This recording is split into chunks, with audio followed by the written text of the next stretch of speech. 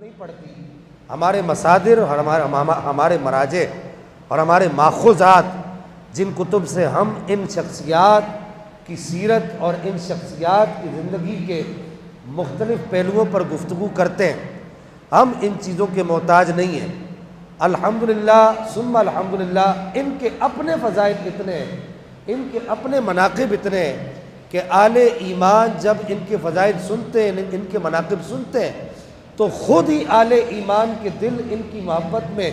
جگمگا اٹھتے ہیں اور وہ بلا ساختہ پکار اٹھتے ہیں کہ اے میرے پاک پروردگار، تو نے واقعتاً تیرے محبوب نے صحیح فرمایا کہ ان اللہ اختار لی اصحابی، ان اللہ اختار لی اصحابی۔ پہلے کہا کہ ان اللہ اختار لی، کہ اللہ نے اپنی ذات کے لیے مجھے چنا، اور پھر فرمایا واختار لی اصحابی، اور پھر میری ذات کے لیے چن چن کے ایک ایک قبیلے سے، ایک ایک محلے سے، ایک ایک گلی سے، ایک ایک گھر سے، ایک ایک کونے کھانچے سے جو اچھے طیب ستھرے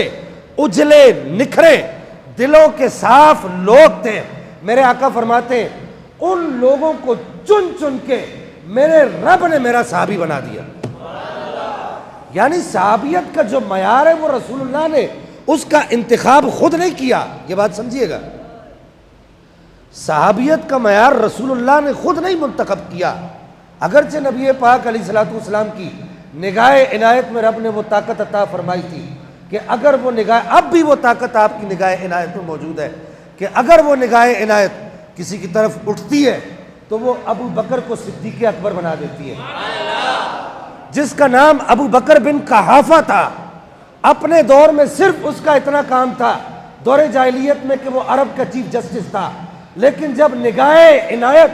فاران کی چوٹیوں پر بیٹھے ہوئے ایک چٹان پر رسول اللہ تشریف فرمائے، صدیق اکبر شام کا قافلہ، شام سے ایک قافلہ واپس لے کر آتے ہیں اور واپس آ کر نبی پاک کی پشت پر آ کر کھڑے ہوتے ہیں، سرکار ایسے بس ایسے اپنی نگاہ گھما کر، اپنا چہرہ اقدس گھما کر صدیق اکبر پر نگاہ اٹھاتے ہیں۔ صدیق اکبر ابھی تک ابو بکر بن قحافہ تھے، سرکار کی جیسی نگاہ اٹھتی ہے کہتے ہیں اشہدو ان لا الہ الا اللہ وحدہ لا شریک لہ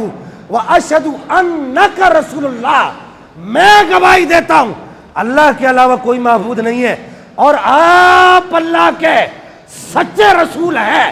جیسے ہی نگاہ عنایت اٹھتی ہے، وہ فاران کی چوٹیوں میں وہ ایک چٹان پر بیٹھے ہوئے میرے آقا